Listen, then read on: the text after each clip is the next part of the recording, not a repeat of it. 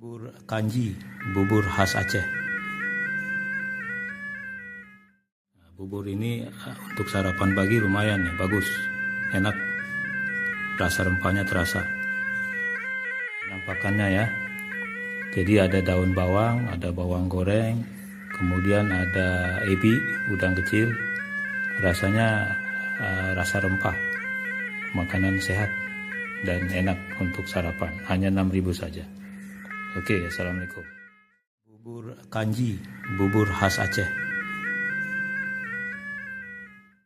Bubur ini untuk sarapan pagi lumayan ya, bagus, enak, rasa rempahnya terasa.